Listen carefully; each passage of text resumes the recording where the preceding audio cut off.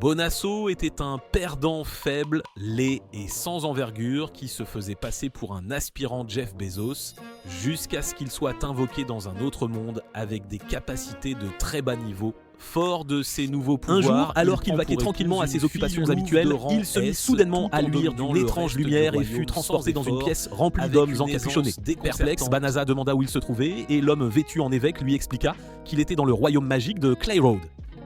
Il ajouta que Benaza était un candidat héros, ce qui le laissa perplexe. Il expliqua alors qu'il n'était qu'un simple marchand et dit à l'homme que s'il avait besoin d'un héros, il pouvait toujours passer un appel à la ligne directe de la Justice League, sans problème.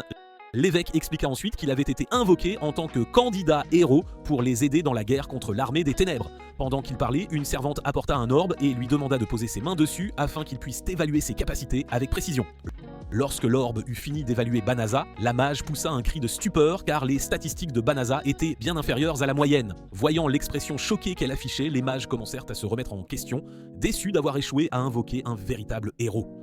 Tentant de ne pas se laisser affecter par leur déception, Banaza essaya de leur demander de le renvoyer dans son monde, mais il fut interrompu par un cri retentissant. Sur le podium juste à côté du sien, se tenait un prince charmant de pacotille qu'une servante déclara posséder les pouvoirs d'un héros légendaire. Immédiatement, tout le monde se précipita pour voir le nouveau héros, ignorant le pauvre Banaza qui restait là, telle une pièce de rechange oubliée. Le roi fut alors informé de l'arrivée de ce nouvel avatar. Pendant qu'il festoyait et se plaignait, Banaza se tenait dehors sur le balcon, se demandant où diable il se trouvait dans le multivers. Il espérait être renvoyé chez lui rapidement, mais malheureusement, son souhait ne fut pas exaucé, car il fut forcé à monter à l'arrière d'un chariot et envoyé en exil. Avant que cela n'arrive, le roi et l'un des mages l'informèrent d'Oar que le portail qui l'avait amené dans leur monde s'était déjà refermé de manière irréversible. Le portail, une fois fermé, ne pouvait plus être rouvert. Il ne pouvait donc pas rentrer chez lui, même s'il essayait. Ils s'excusèrent nonchalamment pour le désagrément et lui dirent qu'il pourrait vivre le reste de sa vie dans la forêt de Delevesa, située au nord, sans autre forme de procès. La seule chose qu'ils demandèrent en retour de leur offre d'hébergement pas si généreuse fut qu'ils ne parlent à personne de leur erreur. 3 semaines plus tard, Manazzo arriva aux abords de la forêt et reçut un sac sans fond que le conducteur présenta comme un cadeau du roi, une sorte de compensation. Il conseilla également à Banaza de s'éloigner le plus possible de la forêt de Delevesa, car des rumeurs circulaient selon lesquelles l'armée des ténèbres y avait établi une base. Après que le conducteur fut parti, Banazit vérifia le contenu du sac et en sortit une épée avec une certaine curiosité. L'instant d'après, il entendit un bruissement derrière lui. Ce qu'il vit étaient des cousins éloignés de Rimuru, alors il décida de les ignorer, sachant que les slimes ne représentaient pas une menace pour lui. Cependant, ils l'attaquèrent soudainement et il dut se défendre avec l'épée qu'il avait tirée du sac, sans hésitation. Une fois que tous les slimes ne furent mis à plus que des taches gluantes sur le sol, Banaza regarda son épée et découvrit qu'elle était cassée à plusieurs endroits. Soudain, un écran apparut devant lui et Banaza apprit qu'il avait monté de niveau, ce qui était une surprise totale. Comme il ne comprenait pas la plupart de ce qui était écrit sur l'écran, il activa Siri et elle l'informa qu'il avait acquis de nouveaux sorts. Elle vérifia tous ses nouveaux sorts et compétences, puis analysa son sac sans fond et l'informa que des sorts conçus pour attirer les monstres y avaient été placés à son insu. Cela choqua Banaza et il réalisa enfin que tout comme les G.I. Joes, il avait été doublement trahi et laissé pour mort. Heureusement, sa Siri contrefaite vint à son secours et retira tous les sorts du sac, de sorte qu'il n'était plus un aimant à monstre, ce qui était un grand soulagement. Il décida ensuite d'entrer dans la forêt pour y établir son camp, mais avant qu'il ne puisse le faire, il reçut un avertissement indiquant que la forêt était inhabitable. C'était dû à une forte concentration de milice, une substance gazeuse émise par les démons, connue pour causer du tort aux humains de manière significative. La seule façon pour lui d'entrer dans la forêt était de la purifier, alors Banaza donna l'ordre que la purification ait lieu. Immédiatement, toute la zone fut engloutie dans une lumière vive et éclatante qui se débarrassa de toute la milice, sans laisser de traces. Pendant ce temps, au château, Elisabeth, la première princesse du royaume, accusa le roi d'être un homme sans cœur. Elle venait tout juste d'apprendre qu'il avait envoyé Banaza dans la forêt de Delevesa et n'en était absolument pas contente, exprimant sa vive désapprobation. Le roi justifia ses actions en disant qu'il ne voyait pas l'intérêt de garder Banaza, car il était aussi utile qu'une théière en chocolat, c'est-à-dire absolument inutile. Un mage les interrompit. Il les informa que quelqu'un avait utilisé la magie de purification, considérée comme la plus haute magie sacrée de tous les temps, un exploit rare. Le roi stupide supposa que le nouveau héros avait été celui qui avait lancé le sort, alors il commença à chanter ses louanges avec enthousiasme. Cependant, le mage l'informa que le sort avait été lancé sur le territoire de Stark et s'était éteint au sud, là où se trouvait le héros, ce qui surprit grandement les royaux. De retour dans la forêt, Banaza vérifia son niveau de magie pour voir combien il en avait utilisé pour purifier la forêt. À sa grande surprise, sa réserve de magie était à 100%, et l'idiot stupide ne réalisa même pas qu'il était l'un de ses personnages principaux surpuissants, un véritable prodige. La seule chose qui le préoccupait était comment entrer en ville sans être reconnu, puisqu'il avait été banni. Le guide vocal lui suggéra alors d'utiliser le sort de métamorphose pour changer son apparence et lui donna le choix d'être soit un homme, soit une femme, selon sa préférence personnelle. Comme prévu, l'idiot choisit une forme féminine et, après s'être transformé, il ne put s'empêcher d'être troublé par la vue de ses pêches. Réalisant qu'il agissait comme un dégénéré assoiffé, il changea rapidement son apparence pour celle d'un homme avec une certaine gêne. Satisfait de son apparence moyenne, il se téléporta en ville pour commencer sa recherche de la guilde des aventuriers. Cependant, une fois arrivé en ville, il tenta d'utiliser le sort de téléportation pour rentrer chez lui, mais sans succès apparent. Quand cela ne fonctionna pas, il continua son chemin vers la guilde. Et une fois arrivé là-bas, il s'enregistra comme aventurier. Le nom qu'il donna à la gentille réceptionniste fut Fléau, car il ne voulait absolument pas que quiconque du château découvre qu'il était Banaza, pour des raisons évidentes. Une fois son inscription terminée, il vérifia les tableaux d'affichage pour voir s'il pouvait trouver du travail. Pendant qu'il faisait cela, il remarqua une jeune fille qui cherchait désespérément quelqu'un pour l'emmener dans la forêt de Delavesa, sans succès apparent. Tous ceux qu'elle interrogeait refusaient le travail, car personne ne voulait rencontrer l'armée des ténèbres, alors Panossa eut pitié d'elle. Il s'approcha de la fille et proposa de l'emmener en utilisant la magie de téléportation pour la conduire directement à la forêt, sans détour. Ceux qui les entouraient le regardèrent sous le choc et commencèrent à chuchoter entre eux quand ils l'entendirent dire qu'ils pouvaient utiliser la magie de téléportation. Cela fit réaliser à Benazza que la magie de téléportation n'était pas quelque chose qu'un simple débutant comme lui pouvait utiliser facilement, c'était une compétence rare. Soudain, une épée fut pointée sur lui par une chevalière qui se présenta comme Balerosa et l'accusa d'essayer de kidnapper la jeune fille. Elle avait 3 autres filles avec elle et elles croyaient toutes qu'il était un dégoûtant lolicon en maraude, un individu des plus suspects. Benazza les assura que ce n'était absolument pas le cas et leur demanda de l'accompagner afin qu'il puisse prouver son innocence. Il les emmena ensuite dans une ruelle où il utilisa le sort de téléportation pour les emmener tous à la forêt, en un clin d'œil. Les filles furent surprises qu'il ait utilisé le sort exactement comme il l'avait dit et elles s'excusèrent à toutes de l'avoir faussement accusé. Juste à ce moment-là, la jeune fille s'approcha de la forêt et demanda à voix haute pourquoi elle ne sentait aucun monstre ni aucune milice, ce qui était étrange. Benazza essaya de lui dire qu'il avait purifié la forêt, mais son guide vocal lui conseilla de ne pas le faire. Il déclara qu'il était imprudent d'informer un démon qu'il avait utilisé la purification. L'instant d'après, Balerosa pointa son épée sur la jeune fille, tandis que ses amis firent de même, pointant leurs armes sur la fille avec une détermination farouche.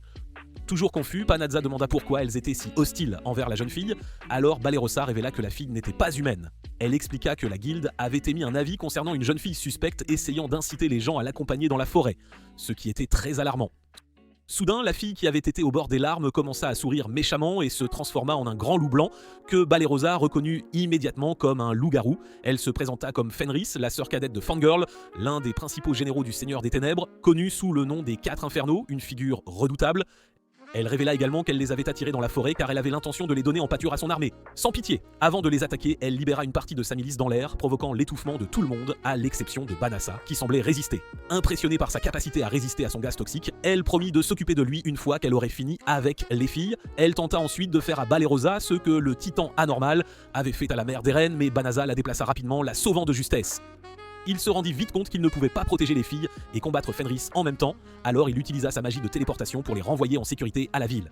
Fenris le traita de fou d'être resté et chargea sur lui avec une fureur déchaînée. Mais comme Panazza avait déjà décidé de ne pas mourir encore, il utilisa tous les sorts de son arsenal pour l'attaquer. Fenris fit de son mieux pour le terrasser, mais Banazza prouva qu'il n'était pas à la hauteur et finit par la maintenir en place en utilisant la magie gravitationnelle avec une force incroyable. Alors qu'elle luttait pour se libérer, le guide vocal de Banazza lui suggéra d'utiliser la magie de soumission pour la forcer à se soumettre à lui. Il refusa catégoriquement sa suggestion car il détestait l'idée de l'esclavage et ne voulait absolument rien avoir à faire avec cela par principe. Finalement, Fenris se rendit et lui demanda de mettre fin à sa vie car elle avait épuisé toute sa magie en essayant de se libérer. À sa grande surprise, Banazza dit qu'il n'avait aucune intention de lui faire du mal car il ne faisait pas partie du corps des tueurs de démons et n'était pas un bourreau. Bonazza lui dit qu'il n'avait aucune raison de faire du mal à quelqu'un qui s'était déjà rendu, ce qui l'a surpris énormément. Vaincue, elle se transforma en une version plus âgée de sa forme humaine et s'évanouit, car sa magie était complètement épuisée, la laissant sans force. Plus tard ce soir-là, tandis que Bonazza vérifiait tous les différents types de magie qu'il possédait et se demandait pourquoi il pouvait utiliser des sorts aussi avancés, Benri se réveilla de son profond sommeil. La première chose qu'elle réalisa fut que sa magie avait entièrement récupéré, alors elle s'habilla et sortit de la tente pour parler à Benazza avec une certaine urgence. Elle demanda s'il avait utilisé la magie de guérison sur elle pendant qu'elle dormait et il lui répondit par l'affirmative, alors elle le remercia et promit de ne plus jamais combattre les humains. Elle déclara également qu'il était désormais son maître et qu'elle dédierait le reste de sa vie à le servir avec une loyauté inébranlable. Immédiatement, Bonazza lui dit qu'il n'avait absolument pas besoin d'esclaves, mais Fenris fut persistante et menaça de s'égorger si jamais il la refusait. Cela le força à accepter de la laisser rester avec lui, et Fenris fut alors très heureuse, son vœu étant exaucé. Après qu'ils se furent installés, il révéla qu'il ne venait pas de son monde et expliqua les circonstances qui l'avaient forcé à être là. Puisqu'il mettait les choses au clair, il lui montra sa vraie forme et la prévint que si elle le suivait, sa vie ne serait absolument pas facile mais pleine de défis. Fenris lui dit qu'elle ne se souciait absolument pas qu'il soit un fugitif et affirma que les loups-garous restaient toujours loyaux envers la personne qu'ils reconnaissaient comme leur maître. Pendant ce temps, au château, le héros se tenait devant le roi qui exigea de savoir ce qui était arrivé aux soldats sous son commandement. Avec une grande impatience, le prétentieux égocentrique lui dit que les soldats étaient une bande de mauviettes incompétentes qui avaient paniqué et rompu la formation face aux bêtes magiques. Il affirma avoir fait tout ce qui était en son pouvoir pour les sauver, mais malheureusement, il en avait quand même perdu un bon nombre face aux bêtes malgré ses efforts. Cela fit demander au roi si les soldats étaient à blâmer pour la défaite qu'ils avaient subie aux mains de l'armée des ténèbres.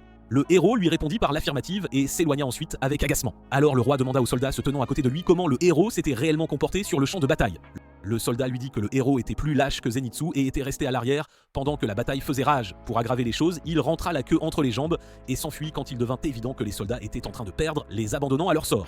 Le roi posa simplement sa main sur sa tête car il ne savait absolument pas quoi faire face à cette situation délicate. Le lendemain, Benazza retourna en ville avec Fenris et alors qu'ils marchaient envers la guilde, il suggéra qu'ils agissent comme un couple marié pour éviter tout soupçon, une idée pratique. Quand ils arrivèrent à la guilde, Fenris s'enregistra comme aventurière sous le nom de Rize. Pendant qu'il cherchait un travail à prendre, la réceptionniste annonça qu'il y avait une mission urgente. Il s'avéra qu'un grand groupe d'ours psychos se dirigeait vers la ville et qu'il fallait absolument les arrêter sans tarder. Même si le travail était disponible pour tous les rangs et que la récompense devait être multipliée par 10, les autres aventuriers refusèrent de le prendre. C'était parce que ces ours étaient les mêmes qui avaient été responsables de la destruction de l'armée du héros, un fait terrifiant. Fenris supplia Benazzi de prendre le travail, mais il dit qu'il n'y avait aucune chance qu'il puisse gérer ces ours, alors que le héros n'avait pas pu le faire. Fenris dit alors qu'elle prendrait le travail pour prouver à quel point il était fort, puisqu'il était celui qui l'avait vaincu, une preuve éclatante. En arrivant sur les lieux, ils trouvèrent Baolerosa et ses amis entourés d'un groupe d'ours psychos. Fenris pensa que les filles avaient l'air pathétiques et dit à Banazza de les laisser tranquilles car elle ne voyait absolument pas l'intérêt d'aider une bande de faibles, des incapables. Cependant, quand l'une des filles fut renversée par les ours, Banazza puisa dans son Zeus intérieur et les frappa avec la foudre avec une puissance dévastatrice. Seul un des ours resta debout et quand il essaya d'attaquer, Benris le projeta violemment au sol en lui sautant dessus, l'immobilisant. Quand Benazza les rejoignit, Ballarossa le remercia de les avoir sauvés à nouveau et dit qu'elles étaient vraiment contentes qu'il soit en vie. Elle demanda ensuite qui était Fenris car elle ne la reconnaissait pas sous sa forme adulte. Benazza décida qu'il était préférable de présenter Fenris comme sa compagne de voyage car il ne voulait absolument pas que les filles découvrent sa véritable identité. Cependant, Fenris n'aimait pas ça car elle avait espéré qu'il dirait aux filles qu'elle était sa femme, son épouse légitime. Juste à ce moment-là, un autre ours sortit des buissons et essaya de l'attaquer, mais quand elle lui lança un regard mortel, il se figea de peur, complètement paralysé. À la surprise générale, il commença à s'incliner devant Fenris, alors elle supposa qu'il s'était rendu. Comme Bonassa n'était pas du genre à blesser quiconque s'était rendu, il demanda à Fenris ce qu'elle voulait faire de cette créature maintenant qu'elle était soumise. Fenris suggéra de le garder comme animal de compagnie, alors Bonassa lui plaça un collier magique pour l'empêcher de redevenir sauvage. Il changea ensuite son apparence en utilisant la magie de métamorphose afin que les gens ne soient pas intimidés par lui, le rendant plus docile et inoffensif. Ils acceptèrent également de le nommer Sib comme si c'était un chien moelleux qu'ils avaient ramassé à l'animalerie du coin. Finalement, ils se retirèrent dans la maison que la guilde avait fournie et les amis de Ballarossa se présentèrent à Fenris et Venazza avec une certaine curiosité. La momie musclée aux cheveux courts s'appelait Blossom. L'autre fille aux cheveux courts était Bailiri et la sorcière s'appelait Bolano. En tant que leur leader officieuse, Bailirassa avait demandé à Bonazza s'il pouvait les prendre sous son aile et les entraîner pour les aider à progresser.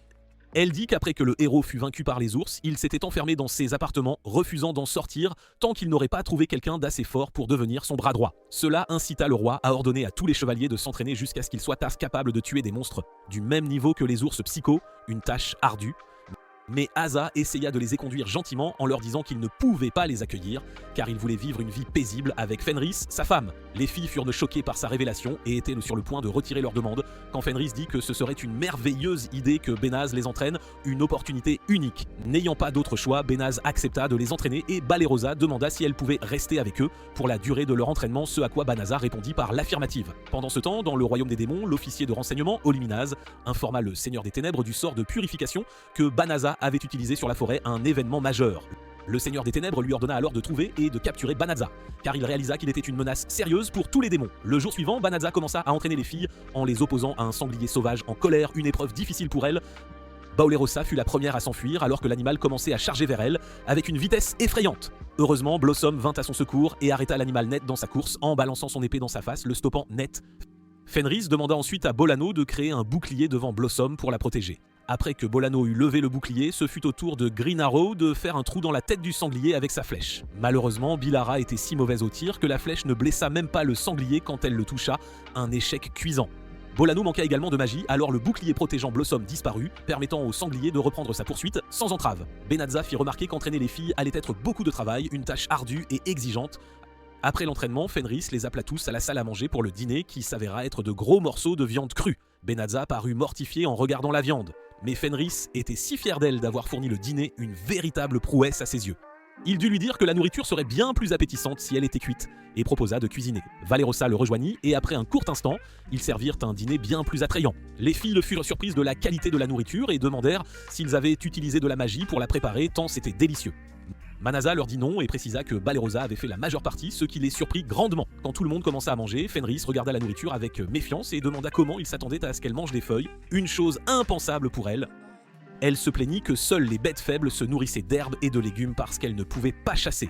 Benazit l'assura qu'elle aimerait la salade, alors elle la goûta et admit que c'était bon. Le lendemain, ils allèrent en ville avec un chariot rempli de sangliers morts qu'ils livrèrent à la guilde pour les vendre. Pendant qu'ils attendaient que la prise soit évaluée, Fenris demanda la permission de se promener en ville. Benazev accepta et avant qu'ils ne se séparent, un demi-humain nommé Léolith les approcha avec une expression sérieuse sur le visage.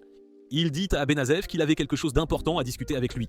Alors Banazza fit ses adieux à Fenris et suivit Léolith dans un bureau. À l'intérieur du bureau, Léolith servit du thé à Banazza et lui dit que la nouvelle de ses grands exploits était parvenue au roi, qui avait envoyé une demande officielle à la guilde. Il voulait que Benazza utilise ses capacités au service du héros et qu'en retour, il serait fait chevalier honoraire. Benazza y réfléchit un instant et lui dit qu'il n'avait absolument aucun intérêt à travailler pour un prétentieux comme le héros, un individu si arrogant.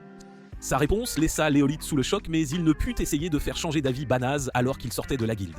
Dehors, Banaz rencontra Fenris qui avait l'air d'avoir été dans une bagarre, mais quand il l'interrogea à ce sujet, elle jura que tout allait parfaitement bien, sans aucun problème. Cependant, ce qu'elle ne voulait absolument pas lui dire, c'est qu'elle avait suivi un cours de cuisine et avait été si mauvaise à cela, Benazam qu'elle avait provoqué venu la nuit lui parler de la proposition du roi de travailler avec lui. Culinaire. Fenris se plaignit de leur persistance tout au long du mois et proposa de les effrayer, mais Banazza lui dit de ne pas le faire, préférant une approche plus douce. Ils allèrent ensuite voir les filles pour voir comment leur entraînement se déroulait. Blossom était occupée à labourer les champs avec de l'aide, et même si Banaz la félicita pour un travail bien fait, il ne put s'empêcher de se demander si elle n'aurait pas été plus forte si elle avait mis la même quantité d'énergie dans son entraînement avec plus de concentration. Fenris trouva Bailey pratiquant le tir à l'arc dans la forêt et suggéra qu'elle essaie de tirer sur autre chose que les arbres. Villari refusa catégoriquement, disant qu'elle ne pourrait jamais utiliser ses flèches sur aucun des animaux car ils étaient bien trop mignons à ses yeux. Dans une autre partie de la forêt, Benazzo trouva une Bolano épuisée se reposant sous un arbre. Il sortit alors un anneau enchanté et lui dit que le porter augmenterait considérablement sa capacité magique. Alors il lui dit de le tester et de lui dire comment cela fonctionnait plus tard après l'avoir essayé. Quand il s'éloigna, elle tenta de mettre la bague à son annulaire. Mais Fenris surgit soudainement derrière elle, la menaçant de lui couper le doigt si elle osait. L'instant d'après, ils entendirent Doa Bolerosa crier à l'aide. Et quand ils regardèrent dans sa direction, elle luttait contre ce qui ressemblait à une chenille géante. Fenris trancha la créature en deux. Elle dit ensuite à Balerosa d'arrêter de se comporter comme une héroïne pathétique de roman à l'eau de rose. Balerosa était trop stupéfaite pour parler après cela et ne remarqua pas Illuminaz tapis dans les buissons, mais Fenris, elle, le fit. Plus tard cette nuit-là, Fenris surprit tout le monde avec une table pleine de délicieux mets comestibles et révéla qu'elle avait pris des cours de cuisine. Après le dîner, elle trouva Olemanaz observant la maison. Elle la fit donc entrer pour discuter de ses affaires dans le royaume humain autour d'un thé. Pendant qu'elle parlait, Fenris lui révéla qu'elle était mariée à Benazzo, ce qui choqua Olemanaz et la poussa à évaluer les pouvoirs de Benazzo. Étonnamment, elle en fut incapable, ce qui la laissa avec plus de questions que de réponses, car il était le premier humain qu'elle rencontrait qui ne fuyait pas à la vue des humains. Espérant en savoir plus sur lui, elle évoqua l'absence de bêtes magiques dans la forêt de Delaveza.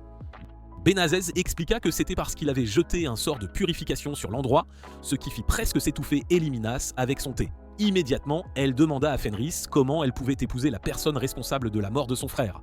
Elle lui rappela que Fengirila et ses forces avaient été stationnés dans la forêt, mais Fenris la surprit en lui demandant de se taire. Benazza fut également surpris et demanda à Fenris pourquoi elle ne lui avait pas dit que son frère avait été anéanti lorsqu'il avait purifié la forêt. Elle lui dit que son frère était un fier guerrier lupine et l'un des 4 infernaux des ténèbres. Sa mort, telle qu'elle s'était produite, était donc due à son incompétence. Au moment même où elle affirmait ne pas changer d'avis sur sa relation avec Banazza, la porte s'ouvrit. Derrière elle se tenaient Balerosa et les autres, tous affichant des regards terrifiés car ils avaient entendu leur discussion. Boliminaz s'en moquait car tout ce à quoi elle pouvait penser était que Benazza était une menace pour l'armée des ténèbres et que Fenris était une traîtresse. Elle décida que la meilleure chose à faire était de se débarrasser des deux d'un coup, alors elle défia Venradza en un combat simulé. Venradza accepta, même si Fenris lui avait dit de ne pas le faire, et une fois dehors, il dit à Uliminaz de l'attaquer. Elle chargea sur lui et l'attaqua avec un sort appelé « Venin de chat ». Pendant qu'il se concentrait à contrer le sort, elle tenta d'être sournoise en l'attaquant avec diverses autres incantations, mais Banazza les désactiva. Oliminaz n'arrivait pas à croire qu'il ait pu faire cela, et avant qu'elle ne puisse réagir, il utilisa un sort appelé Crucifixion pour la maintenir en place. Oliminaz se rendit, alors il la libéra et elle partit. Le lendemain, Bonazza s'excusa auprès des filles d'avoir gardé secrète l'identité de Fenris et leur dit que si elles souhaitaient les dénoncer au château, il ne leur en tiendrait pas rigueur. À leur grande surprise, les filles dirent qu'elles ne les dénonceraient pas car lui et Fenris étaient leurs bienfaiteurs et les avaient beaucoup aidés. L'instant d'après, ils entendirent des bruits venant de l'extérieur, alors ils allèrent enquêter. Ils trouvèrent Tuliminas les attendant avec une horde de dragons et elle leur dit que s'ils se rendaient, elle les laisserait vivre. Cependant, sa requête fut ignorée car Panazza exprima son enthousiasme à voir des dragons pour la première fois.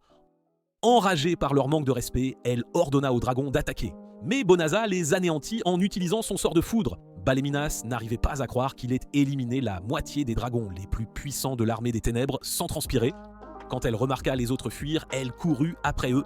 Alors qu'ils s'enfuyaient, Blossom dit que cela aurait été bien si elle avait vaincu un dragon et gagné le titre de tueuse de dragons, mais Azad dit qu'il pouvait l'aider à réaliser ses rêves et lui demanda de lancer sa houe sur les dragons.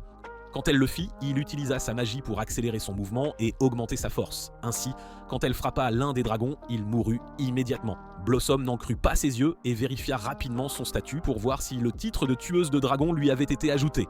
Quand elle vit que c'était le cas, elle hurla de surprise, ce qui fit que les autres supplièrent Benazza de les aider à obtenir le titre aussi. Il leur dit qu'ils ne pouvaient pas car les dragons étaient déjà partis, ce qui les laissa tous déprimés, surtout Balerosa. Pendant ce temps, il n'avait aucune idée que le Seigneur des Ténèbres les observait tout le temps. Il trouva intriguant que quelqu'un d'aussi ordinaire que Banozouk puisse utiliser une magie que le héros ne pouvait pas. Il décida donc de lui rendre visite. De retour dans le royaume humain, Blossom n'arrivait pas à se remettre du fait qu'elle était maintenant une tueuse de dragons et ne cessait de regarder ses statistiques. Balerosa et les autres la rejoignirent bientôt à Bolano, plaisantant sur le fait que sa houe était désormais un outil légendaire pour tuer les dragons. L'instant d'après, ils remarquèrent Moog Balerosa s'éloigner et quand ils lui demandèrent d'où elle allait, elle leur dit qu'elle partait chasser. En réalité, Polarosa n'avait quitté la maison que parce qu'elle ne voulait pas que Blossom pense qu'elle était jalouse. Elle était triste de ne pas avoir obtenu le titre de tueuse de dragons, ce qui aurait pu l'aider à restaurer la mobilité de sa famille. Son monologue déprimé fut bientôt interrompu par un étranger qui demanda son chemin vers la maison. Il prétendit être un vieil ami de Fenris, alors elle sortit son épée et lui demanda s'il faisait partie de l'armée des ténèbres. L'étranger admit que oui, mais l'assura qu'il n'avait aucune mauvaise intention, n'étant passé que pour rendre visite à Fenris. Ce n'est que lorsqu'il promit de prendre congé qu'elle baissa son arme et accepta de dire à Fenris qu'il était passé. Avant qu'il ne s'éloigne, elle demanda son nom et il lui dit que c'était Gozel, un nom qu'elle trouva étrange mais sur lequel elle ne put s'attarder car Banazza et Fenris se précipitèrent vers elle, lui demandant si elle était blessée. Baulerosa dit qu'elle allait bien et leur parla de l'étranger nommé Gozul qui cherchait Fenris. À sa surprise, ils lui dirent que Gozul n'était pas le vrai nom du démon à qui elle avait parlé et révélèrent qu'il était Kol, le seigneur des ténèbres. Le lendemain, Gol passa à la maison et fut accueilli par Bonazza et Fenris qui l'invitèrent à prendre le thé. Quand une belle rossa insouciante entra et le vit, elle fut sous le choc. Alors qu'il s'asseyait pour parler, Gal demanda à Panazza de rejoindre l'armée des ténèbres et tout comme il l'avait fait avec l'offre du roi, il refusa. Gol passa alors en mode Super Saiyan, essayant d'intimider Panazza pour qu'il change d'avis, mais Benazza resta imperturbable. Il insista toujours sur le fait qu'il resterait neutre et ne prendrait parti ni pour les humains ni pour les démons. Cela fit que Gul perdit son énergie et décida de partir, mais il promit à Benazza qu'il ferait tout en son pouvoir pour le faire changer d'avis. Le lendemain matin, quand Béliris descendit, elle fut accueillie par Gol qui prenait le petit déjeuner avec Fenris et Benazza. Il l'invita à se joindre à eux, mais Balerosa s'enfuit. Pendant le reste de la semaine, Balerosa s'enfuyait chaque fois qu'elle posait les yeux sur Gol, qui s'était fait un devoir de leur rendre visite chaque jour. Pendant tout ce temps, ils n'avaient aucune idée qu'ils étaient surveillés par le soldat que le roi avait envoyé pour les espionner. Finalement, le soldat informa le roi qu'un démon rendait visite à Benazza, ce qui rendit le roi furieux. Au moment même où il annonçait qu'il enverrait ses hommes affronter Benazza pour sa trahison, la princesse intervint. Elle dit qu'il n'avait aucune preuve que Benazza prenait parti pour les démons et affirma qu'il serait sage de lui en parler. Cependant, le roi insista, déclarant que son cerveau de moineau ne pourrait jamais comprendre comment diriger un pays. Pendant qu'il la réprimandait, la plus grande blague de l'histoire de l'anime, autrement dit le héros, entra nonchalamment dans la salle du trône. L'idiot implacable demanda au roi de lui donner des troupes afin qu'il puisse aller donner une leçon de patriotisme à Benazza. Le lendemain, Ventress trouva Benazza travaillant sur un bouclier qu'il avait fabriqué à partir des écailles des dragons. Puisqu'ils étaient seuls, elle lui demanda si son refus de combattre avait quelque chose à voir avec le fait qu'elle était une ancienne membre de l'armée des ténèbres. Benazza lui répondit par la négative et expliqua qu'il voulait éviter de se battre avec qui que ce soit, à moins que ce ne soit absolument nécessaire. Juste à ce moment-là, on frappa à la porte et Fenris se demanda si Ghaul était revenu. Quand ils sortirent, ils découvrirent que c'était le héros et son armée, et non Ghaul comme il l'avait cru. L'idiot dit à Benazza qu'il était au courant de ses accointances avec l'armée des ténèbres et menaça de l'abattre s'il refusait de devenir son subordonné. Cet idiot, qui se prenait pour la meilleure chose après l'iPhone 16, supposa que Benazza ne réagissait pas à ces menaces parce qu'il était intimidé. Cependant, Benazza dissipa son brouillard délirant en lui disant qu'il n'avait aucun intérêt à prendre parti ni pour les démons ni pour les humains. Cela fit que le héros pointa son épée sur lui, le traitant de traître. Et quand les filles protestèrent, il leur dit qu'il les arrêterait toutes car elles étaient aussi des traîtresses. Il ajouta que la seule raison pour laquelle il les libérerait serait si elles l'aidaient à convaincre Benazza de s'allier à lui. Cela agaçait Benazza, mais au lieu d'échanger des coups avec l'imbécile écervelé devant lui, il dit à Fenris qu'il partirait. Il expliqua qu'il ne voulait pas être la raison pour laquelle les filles seraient blessées, mais elles le supplièrent de les emmener avec lui. Benazza activa alors sa magie de téléportation, ce qui alimenta la colère du héros, car il ne pouvait pas croire qu'un simple paysan comme Benazza puisse utiliser un sort qu'il ne maîtrisait pas. L'instant d'après, Benazza, Fenris, les filles, la maison, les champs disparurent sous les yeux du héros. Il essayait encore de comprendre ce qui s'était passé quand l'un des soldats attira son attention sur Ghaul, qui venait d'arriver. Immédiatement, il ordonna à ses hommes de le capturer, mais Ghaul, pensant que le héros était responsable de la disparition de Benazza, entra en berserk. Il envoya un message à son armée des ténèbres, leur ordonnant d'attaquer et de montrer aux humains de quoi ils étaient capables. Quelques jours après que Benazza eut fait un coup d'éclat face au héros et à ses troupes, l'armée des ténèbres assiégea chaque forteresse humaine du nord alors qu'elle avançait vers la capitale. Le roi en fut informé par un soldat et il exigea de savoir ce que le héros faisait à ce sujet. Le soldat lui dit que le lâche sans colonne vertébrale s'était enfermé dans ses appartements, alors il lui ordonna d'amener le héros devant lui.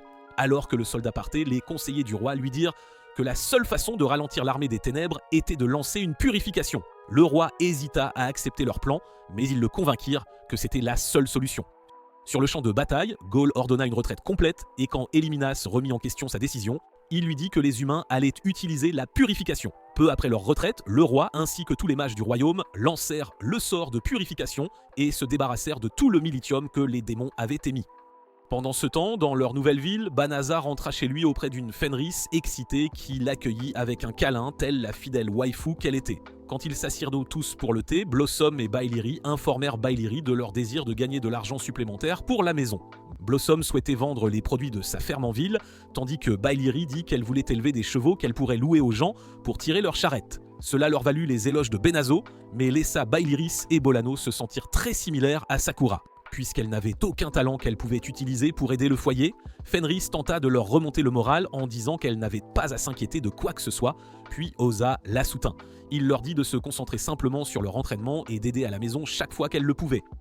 De retour dans la capitale, tous les mages qui avaient participé au sort de purification gisaient malades à l'hôpital, car le sort avait été si puissant qu'il avait drainé la majeure partie de leur magie et il nécessitait au moins 3 mois pour récupérer correctement. Elisabeth dut également intervenir et prendre le contrôle du royaume car son père était alité. La première chose qu'elle fit fut de destituer le héros de sa position car il avait été aussi inutile qu'un marteau en verre. Quand les conseillers demandèrent comment il triompherait de l'armée des ténèbres sans le héros, elle leur dit d'invoquer l'oracle. Plus tard, après que le héros fut chassé du château comme un déchet sans valeur, il jura qu'il reviendrait en rampant vers lui quand l'armée des ténèbres reviendrait. Cependant, plus tard cette nuit-là, le héros et son serviteur Sui se faufilèrent dans le trésor du château, espérant trouver quelque chose pour l'aider à vaincre le Seigneur des Ténèbres. Il était si désespéré de regagner son titre de héros et de prouver à tous qu'il était bien meilleur que Benazza. Alors que ses pensées se tournaient vers la haine, une voix l'interpella, lui demandant s'il désirait plus de pouvoir. Il exigea de savoir qui lui parlait, alors la voix le conduisit à une pièce cachée à l'intérieur du trésor. La pièce contenait une épée plantée dans la pierre, alors la voix lui dit de la retirer et promit d'exaucer tous ses vœux. Comme il était un fou avide, il retira l'épée et fut frappé par un tourbillon. Quand le vent se dissipa, une femme qui se présenta comme Hiya, la djinn qui commandait l'origine de la lumière et des ténèbres, se tint devant eux. Elle lui dit qu'elle lui accorderait 3 vœux pour l'avoir libéré, et le héros en fut très satisfait. Pendant ce temps, Élisabeth et ses conseillers accueillirent l'oracle dans leur royaume et demandèrent ce qu'ils devaient faire pour protéger le royaume une fois que le sort de purification se dissiperait. Avant que l'oracle ne puisse parler, des colliers magiques apparurent autour du cou de toutes les personnes présentes dans la pièce. La princesse fut rapide à déduire ce qui se passait, alors elle ordonna aux soldats d'aller au trésor. L'oracle expliqua ensuite aux conseillers confus que ce qu'ils avaient autour du cou était connu sous le nom de collier de sacrifice. Elle dit qu'une certaine djinn les plaçait sur ses victimes pour leur retirer la tête en échange de l'exaucement d'un vœu. La princesse ajouta également qu'il y a longtemps, le roi avait demandé à une djinn de l'aider à se débarrasser du seigneur des ténèbres. En échange, la moitié des êtres vivants furent donc sacrifiés, et après cela, elle fut scellée par les mages du royaume. Cette révélation effraya tous ceux qui l'entendirent, car ils n'étaient pas prêts à mourir. Mais la princesse resta calme et demanda à l'oracle de lire les cartes. L'oracle s'exécuta comme elle le demanda et leur dit que la solution à leur problème était de trouver le véritable héros. Immédiatement, les conseillers réalisèrent qu'elle parlait de Bonaza, alors ils suggérèrent d'envoyer leurs troupes pour le trouver. Élisabeth leur dit que ce n'était pas une bonne idée d'envoyer les forces protégeant le pays dans une chasse à l'oie sauvage et proposa d'y aller elle-même. Pendant ce temps, Bonaza avait trouvé un marchand désireux d'acheter ses boucliers de dragon et pendant qu'ils discutaient d'un accord, Fenris et Balerosa les observaient de l'extérieur. Balerosa fit remarquer que Fenris semblait plus excité que Balerosa et Fenris lui dit que c'était parce qu'elle était heureuse pour lui. Quand Benazza sortit du magasin, il la remercia de l'avoir présentée au marchand. Alors qu'ils commençaient à rentrer chez eux, Benazza reçut un avertissement qu'une djinn se dirigeait vers lui et quand il se retourna, Hiya était là. Il s'avéra que le vœu du héros avait été qu'elle se débarrasse de Benazza et elle était venue l'exaucer. Alors qu'elle levait la main pour exécuter le vœu du héros, Fenrir le sauta devant Benazza. Cela la conduisit à être lacérée, mais cela n'empêcha pas Hiya d'essayer de blesser Benazza qui l'ignorait. Elle lança divers sorts sur lui, mais Benazza avait déjà mis en place une barrière autour de lui-même. Fenrir et Valerosa. Il tenta de soigner Fenriril, mais son Alexa bas de gamme l'informa que ses blessures ne pouvaient pas être guéries par un simple sort de guérison. L'implacable Hiya utilisa alors un autre sort puissant pour attaquer, mais Bonaza et les filles restèrent indemnes. Fou de rage, Bonaza déposa Fenriril sur le sol et se leva pour faire face à Kiya, se remémorant tous les beaux moments passés avec Fenriril. Il jura de faire payer Kiya pour ce qu'elle avait fait et avant de l'approcher, il lança un sort pour remonter le temps et soigner Fenriril. Une fois qu'il eut terminé, il s'acharna sur Kiya et commença à rejouer le combat entre Omniman et Invincible. Hiya avait essayé de se défendre avec un sort, mais il l'annula et se remit à reconstruire son visage. Alors qu'il la malmenait à la manière de Muhammad Ali, Fédéris reprit conscience et commença à s'évanouir en voyant à quel point il avait l'air viril. Cependant, un pincement de culpabilité lui ôta bientôt son bonheur, car elle réalisa que Panaza faisait la seule chose qu'il détestait parce qu'il voulait la venger. Panaza, ignorant que Fenris s'était réveillé, continua de frapper Hiya et la souleva dans les airs par le cou. Incapable de riposter, Hiya le supplia de lui épargner la vie, mais il refusa, disant qu'elle ne méritait pas de vivre après avoir blessé Fenris. L'instant d'après, Fenris le serra dans ses bras par derrière et le supplia de ne pas prendre la vie de Hiya. Elle commença à sangloter et lui dit que s'il allait à l'encontre de son code moral à cause d'elle, elle ne se le pardonnerait jamais. Immédiatement, Bonaza sortit de sa rage et laissa tomber Hiya avant de se tourner vers Fenris pour s'assurer qu'elle était réelle. Pendant ce temps, la princesse et son groupe arrivèrent aux abords de la ville en utilisant la téléportation. Pendant qu'elle donnait des ordres aux soldats, les colliers de sacrifice autour de leur cou se brisèrent et Élisabeth commença à se demander pourquoi ils n'avaient pas réussi à exaucer le vœu du héros. Au même moment, dans le trésor du château, une fumée noire sortit de la pierre où l'épée avait été, et avant que le héros ne puisse réagir, Souya en fut possédée. La nouvelle occupante du corps de Souya dit au héros stupide qu'elle était Damélina, la grande magus de minuit. Elle lui dit aussi qu'elle pouvait lui donner le pouvoir qu'elle semblait avoir, et avant qu'il ne puisse dire quoi que ce soit, elle lui jeta un sort, le transformant en une version tordue du point monstre de Chopper. Le héros nouvellement transformé traversa les murs du trésor et se dirigea à l'étage avec Damélinas sur son épaule. Elle prévoyait d'anéantir la famille royale et tous les nobles dont les ancêtres l'avaient scellé 100 ans auparavant. Cependant, lorsqu'elle arriva en haut des marches avec le héros, elle remarqua les restes évanescents d'un cercle de téléportation. Cela la poussa à ordonner au héros de partir à la recherche de la princesse car elle voulait commencer sa vengeance en l'éliminant. De retour dans la nouvelle ville de Benazza, il soigna Hiya et quand elle reprit connaissance, elle le supplia de lui pardonner. Quand elle réalisa qu'il l'avait guéri, elle demanda pourquoi et Benazza dit que c'était parce que Fenris était toujours en vie. Valerosa demanda ensuite ce qu'il souhaitait faire de Hiya, car elle était trop puissante pour que les gardes de la ville puissent la gérer. Benazza dit qu'il pourrait la sceller à nouveau dans le trésor, mais ajouta qu'elle pourrait toujours tromper un autre idiot à moitié fou pour la libérer. Hiya fut choqué qu'il sache d'où elle venait, et il révéla qu'il avait jeté un coup d'œil dans sa tête pour découvrir pourquoi elle l'avait attaqué. Hiya réalisa qu'il avait utilisé la magie de projection de mémoire et fut surprise qu'un simple mortel puisse l'utiliser. Alors que Benazza parlait de ce qu'il fallait faire d'elle, Fenris le coupa et dit qu'il pourrait faire travailler Kiyo pour lui. Benazza tenta de refuser, mais elle insista sur le fait que c'était le seul moyen de la maîtriser et de s'assurer qu'elle ne blesserait plus personne. Benazza était sceptique et rappela à Fenris que Hiya était la raison pour laquelle elle avait failli être fiancée à la mort. Fenris lui dit que si elle s'était défendue correctement, Hiya ne l'aurait pas blessée et affirma qu'elle ne lui en voulait pas pour cela. Cela poussa Benazza à tendre la main à Hiya et à lui dire qu'il était prêt à passer l'éponge sur ce qu'elle avait fait tant qu'elle promettait de ne plus jamais blesser personne. Ces gestes surprirent Hiya qui avait toujours considéré les humains comme des êtres égoïstes et vaniteux, mais cela la poussa aussi à prendre sa main. Elle lui a juré de consacrer le reste de son existence à son service et il s'est excusé de l'avoir frappé si violemment. Puis il a observé les environs de la ville, constatant les dégâts considérables causés par les assauts répétés de Ita. Il avait l'intention d'employer le sort de manipulation temporelle pour restaurer l'ordre, mais Ida l'en a dissuadé. Elle a précisé que ce sort risquait de provoquer des événements imprévus, ajoutant que seul un djinn pouvait l'utiliser sans aucune répercussion fâcheuse. Elle lui a également fait comprendre que cette magie n'était pas destinée aux humains, ce qui l'a poussé à demander pourquoi lui, il y parvenait. Il avait déjà expliqué que son statut révélait des compétences illimitées, lui permettant d'employer une magie nommée Evifani.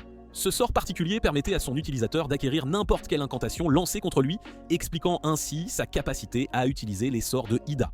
Tenant compte de son avertissement, Bonazza choisit d'employer la magie de réparation pour restaurer la ville, car il n'est pas du genre des Avengers qui laissent le gouvernement gérer les conséquences après avoir sauvé la cité. Plus tard ce soir-là, une fois rentré chez eux, Bonazza a présenté Ya au célèbre Super Nana, je parle bien de Belle, Bulle et Rebelle. Les jeunes filles étaient absolument terrifiées à l'idée de cohabiter avec une djinn aussi puissante, mais Valerosa les a rassurées, affirmant que tout irait bien. Cette nuit-là, en entrant dans sa chambre, Bonazza a découvert Fenris assise sur le lit, l'air profondément bouleversé.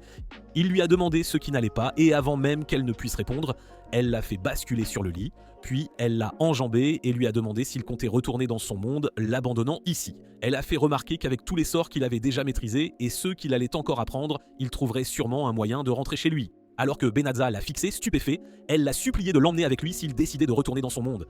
Benazza s'est alors redressé et lui a clairement dit qu'il n'avait absolument aucune intention de partir car toutes les personnes qu'il aimait se trouvaient désormais dans ce monde-ci. Il lui a également demandé si elle souhaitait réellement devenir son épouse, avouant que son expérience de mort imminente lui avait fait prendre conscience qu'il ne pouvait vivre sans elle.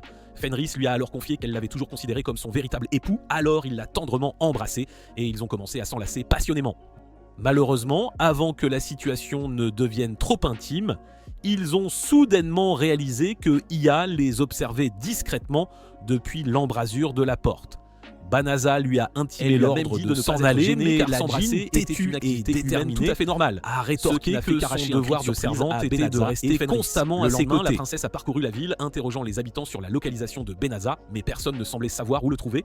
Pendant ce temps, à la maison, Hiya avait préparé et servi le petit déjeuner à Benazza et aux jeunes filles. Elles furent agréablement surprises par ses talents culinaires et elle leur expliqua que Fenris l'avait aidé et guidé. Avant de commencer à manger, Fenris a demandé à Hiya de s'occuper de la lessive et de quelques autres tâches ménagères juste après le repas. Cette simple requête a fait que les jeunes filles se sont senties comme de véritables parasites, des piques-assiettes n'ayant absolument rien à offrir ni à apporter à la maisonnée. C'est pourquoi, sitôt le petit déjeuner terminé, Belle s'est immédiatement plongée dans son travail à la ferme, tandis que Rebelle est allée s'occuper de ses chevaux dans les écuries. Les deux jeunes filles craignaient profondément que si elles ne parvenaient pas à prouver leur capacité à gérer leurs tâches respectives, Hiya n'intervienne et ne prenne le contrôle de tout. Cela ne l'a pas empêché de se sentir aucun talent particulier étant la toute première personne de sa famille magique à avoir abandonné l'école de magie. La seule et unique raison pour laquelle elle continuait à pratiquer la magie était que Bonazza avait consacré son précieux temps à lui enseigner et elle désirait ardemment le rendre fier. À cet instant précis, elle a entendu Belle pousser un cri strident, alors elle s'est précipitée hors de la maison pour découvrir l'origine du problème. Elle a retrouvé une rebelle tout aussi préoccupée à la porte, et toutes deux sont restées côte à côte, observant un cheval magique en train de dévaster la ferme de Belle. Lorsque le cheval a chargé sur elle, Belle l'a stoppé net en érigeant une barrière protectrice avec son bâton, le contraignant ainsi à reculer. Valerosa s'est alors précipitée vers ses amis pour s'assurer de leur état, et après avoir confirmé qu'elles étaient saines et sauves, elle leur a détaillé les événements. Il s'est avéré qu'elle avait ramené le cheval à la maison car elle n'avait pas eu le cœur de l'abattre. Malheureusement, dès leur arrivée, l'animal a commencé à se montrer extrêmement sauvage et à tout saccager. Après l'avoir attentivement écouté, Rebelle a compris l'erreur, alors elle a interpellé Sod et lui a demandé de reprendre sa forme de lapin. Dès qu'il a obéi, le cheval s'est immédiatement apaisé, alors elle a rapidement saisi une pelle et une solide corde. Elle l'a ensuite lancée vers la créature qui l'a habilement attrapé entre ses dents, lui permettant ainsi tandis que Rebelle était assise sur le dos du cheval. Elle a demandé à Balerosa s'il serait possible d'exploiter les terres qui entouraient de leur propriété. Balerosa lui a répondu qu'elle devait déclarant que l'exploit de Rebelle méritait amplement le premier prix d'un rodéo de cow-boy. Pendant ce temps, Benazza et Fenris se trouvaient en ville pour livrer la nouvelle série de gilets qu'il avait confectionnés. Tandis qu'il discutait avec le marchand, Fenris patientait à l'extérieur. Soudain, d'épais nuages sombres ont envahi le ciel au-dessus de la ville, et alors que les habitants s'interrogeaient, Damélinas et le héros monstrueux en sont descendus. Les habitants ont commencé à fuir, terrorisés par la présence du monstre, mais Banazza, Fenris et la princesse, qui se trouvaient encore en ville, sont restés sur place. Lorsque Damélinas a aperçu la princesse, elle s'est approchée d'elle et a rapidement neutralisé ses gardes personnels. De l'autre côté de la ville, Ida a retrouvé Banazza et Fenris, leur révélant que le monstre sous le contrôle de Damélinas était en réalité un être humain. Elle a également dévoilé que Damélinas avait été la mage la plus puissante à régner sur le royaume de Clérode il y a de cela fort longtemps. Cependant, elle avait malheureusement souillé ses mains en utilisant la magie noire, c'est pourquoi le héros de cette époque l'avait vaincu et avait scellé son esprit. La seule et unique raison pour laquelle elle se déchaînait actuellement était que le héros avait imprudemment retiré l'épée de la pierre. Puisque c'était de sa faute, Damélinas était désormais libre. Ia a alors demandé à Banazza la permission de s'occuper personnellement d'elle et de restaurer la ville à son état normal. Banazza lui a accordé cette permission, mais l'a fermement averti de toujours privilégier la sécurité des habitants avant tout. Elle s'est ensuite avancée pour affronter Damélinas, qui s'apprêtait à se débarrasser de la princesse en la piétinant sans pitié. Lorsque Damélinas a réalisé que c'était Ia qui s'opposait à elle, elle est devenue furieuse et a commencé à l'attaquer avec une multitude de sorts variés. Ia a simplement paré chaque assaut en levant la main, rappelant à Damélinas qu'elle était une djinn et qu'une simple sorcière écarlate kicker de bas étage ne pourrait jamais l'atteindre. Malgré cela, Damélinas a persisté, tentant une combinaison d'attaques magiques et physiques, mais comme précédemment, Ia est restée totalement indemne. Elle a ensuite libéré de sombres esprits de la terre que la forme monstrueuse du héros a absorbé, le faisant grossir démesurément. Voyant que le monstre était désormais aussi colossal qu'un titan et s'apprêtait à transformer la ville en une Shiganshina dévastée, la princesse a été prise de panique. Cependant, avant qu'il ne puisse agir, Benazza est intervenu, annulant le sort de Damélinas, ce qui a instantanément ramené le héros à sa forme humaine. Ia s'est aussitôt excusée auprès de Banazza de l'avoir contraint à venir à son secours, puis elle a lancé une puissante incantation sur Damélinas. Trop absorbée à tenter de comprendre comment Banazza avait pu annuler son sort, elle n'a pas riposté contre Ia et a été violemment expulsée du corps de Suya. Son âme a alors pris l'apparence d'une petite sphère que Ia a immédiatement avalée, s'assurant ainsi qu'elle ne pourrait plus jamais retrouver sa liberté. Damélinas étant désormais hors d'état de nuire, la princesse s'est approchée de Banazza et s'est présentée formellement à lui. Elle s'est sincèrement excusée pour les torts que son père et le héros lui avaient causés, promettant que ce dernier serait sévèrement puni pour tous ses méfaits. Allant plus loin dans sa proposition, elle a demandé à Banazza de la suivre jusqu'à la capitale et d'y prendre sa juste place en tant que véritable héros. Mais il a catégoriquement refusé. Belle, Balerosa et Rebelle qui lui ont fait part de leur désir d'agrandir considérablement leur avec cette guerre. Elles ont expliqué son unique désir étant de vivre paisiblement aux côtés de son entraînement de chevaux magiques. Cela a poussé Fenris à interroger Rebelle sur sa préférence pour l'élevage de chevaux magiques plutôt que de chevaux ordinaires. Rebelle a alors expliqué que les chevaux étaient extrêmement coûteux et comme elle était aussi fauchée que les habitants des bas-fonds de Gotham, elle ne pouvait absolument pas se permettre d'en entretenir autant. Benazza a alors promis de s'adresser aux seigneurs du domaine en leur nom, mais les jeunes filles ont fermement insisté pour gérer elles-mêmes l'acquisition et les négociations. Quelques jours plus tard, elles ont commencé à travailler sur leur nouvelle parcelle de terre et après les avoir observées un moment, Benazza a offert une bague de fiançailles à Fenris qu'elle a acceptée avec une immense joie. Plus tard cette nuit-là, Balerosa s'est réveillée en sursaut d'un rêve où elle était destinée à épouser Cole et où le monde entier lui était promis comme cadeau de mariage. Elle a commencé à se demander avec perplexité pourquoi elle rêvait d'épouser l'homme qu'elle détestait le plus au monde et a poussé un cri d'agacement. Le lendemain, alors qu'elle assistait Fenris dans la cuisine, cette dernière lui a demandé pourquoi elle semblait si épuisée. Balerosa a alors expliqué qu'elle avait fait un terrible cauchemar et la seule chose que cette idiote de Fenris a pu lui répondre, c'est qu'elle était manifestement amoureuse. Cela a poussé Balerosa à lui demander si elle avait fumé de la drogue, mais Fenris l'a fermement assuré qu'elle était parfaitement saine d'esprit. Elle a expliqué que les pins bleus rêvaient souvent de leurs désirs les plus profonds et qu'ils croyaient que si la personne aimée apparaissait dans leurs songes, cela se transformerait en un véritable cauchemar. Balerosa a poussé un cri strident, refusant catégoriquement d'admettre qu'elle était amoureuse de Cole. Son hurlement a attiré les autres, qui l'ont supplié de révéler l'identité de l'élu de son cœur, mais Balerosa a persisté à nier toutes les allégations avec véhémence. Les jeunes filles ne l'ont absolument pas cru, affirmant que le seul homme pour qui elle pourrait éprouver des sentiments était le sombre. Elles l'ont taquiné, déclarant qu'il était la bête de sa beauté, et lui ont dit que si elle cessait d'agir constamment comme Sundara, elle aurait peut-être enfin la chance de sortir avec lui. Elles lui ont conseillé de prendre quelques leçons auprès de Fenris et Bonaza, qui étaient éperdument amoureux l'un de l'autre. Pendant ce temps, la princesse a été informée que les pièces d'or que Bonaza lui avait généreusement offertes étaient en réalité celles utilisées exclusivement par les membres de la cour royale. C'était une révélation des plus surprenantes, car personne en dehors de la cour n'était censé posséder de telles pièces.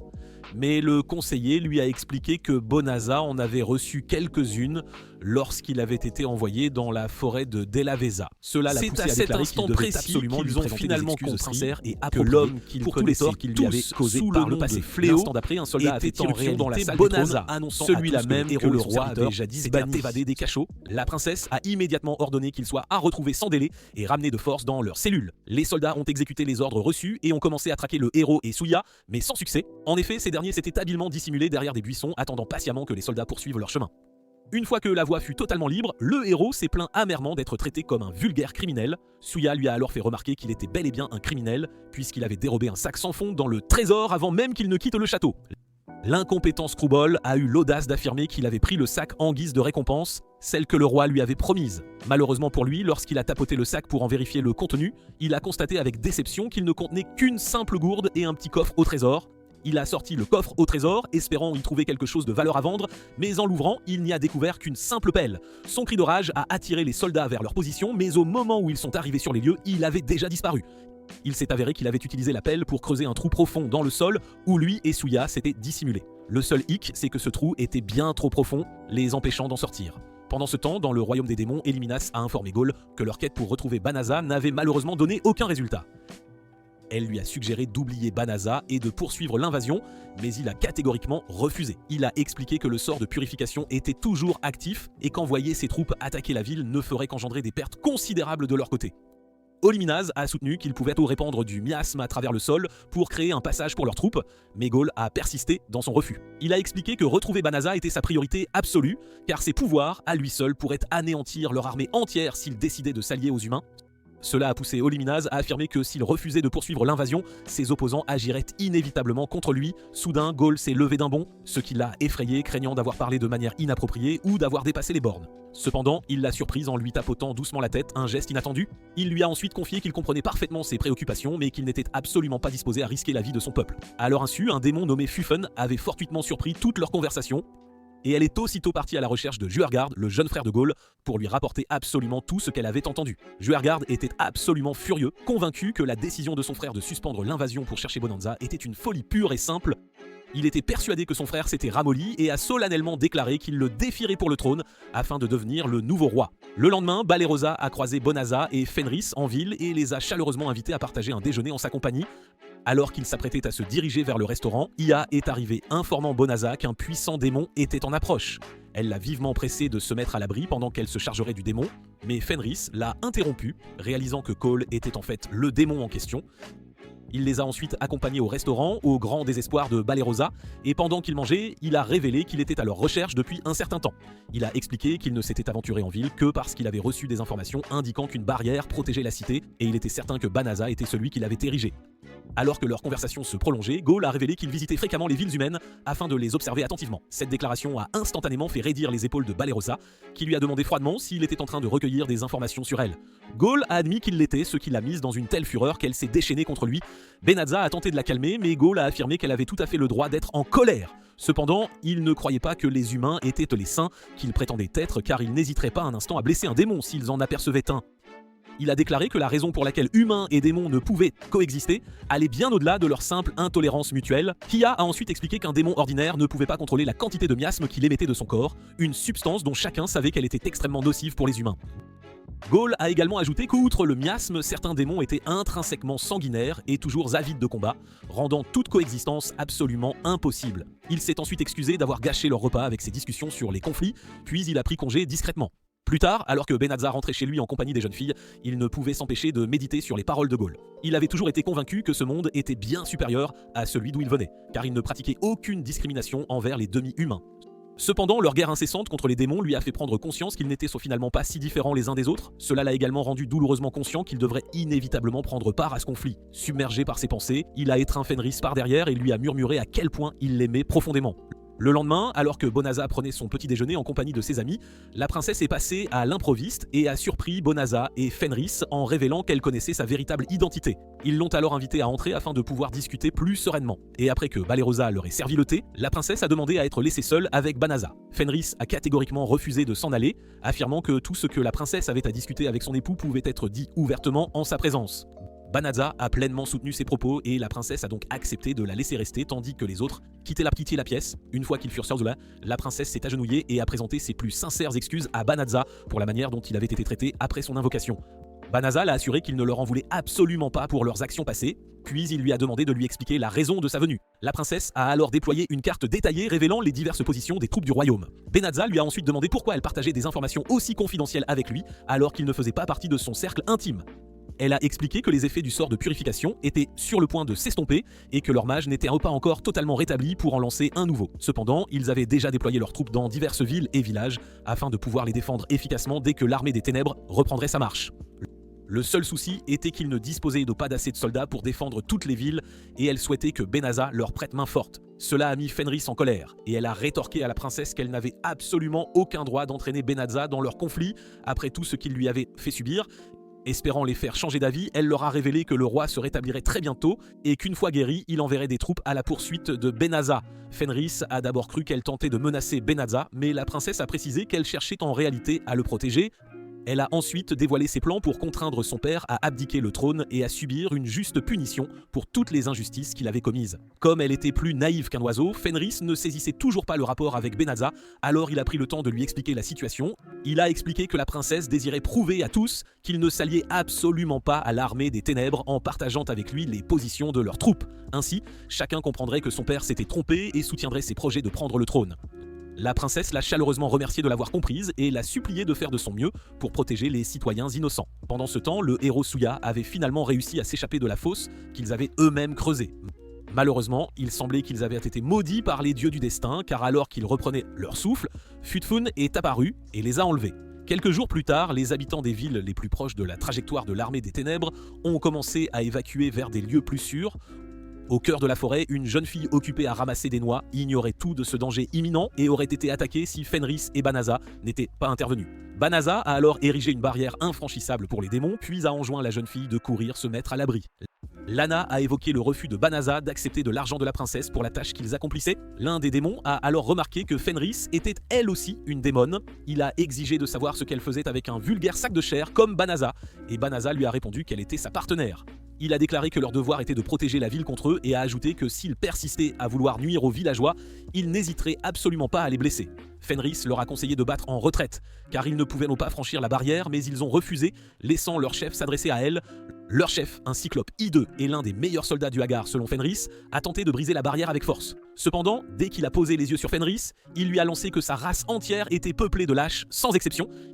Il a même raillé son frère pour la manière dont il était mort, ce qui l'a tellement exaspéré qu'elle a supplié Banazza de la laisser affronter cet idiot. Quand il a donné son accord, elle a traversé la barrière et a commencé à le combattre, tandis qu'il tentait de la terrasser avec sa lourde massue. Elle a habilement esquivé ses coups et a réussi à planter ses crocs acérés dans ses biceps et ses avant-bras. Cela n'a fait qu'inciter le cyclope à la railler davantage, mais elle lui a rétorqué qu'il devrait être reconnaissant envers Banazza car il était la seule et unique raison pour laquelle il tenait encore debout.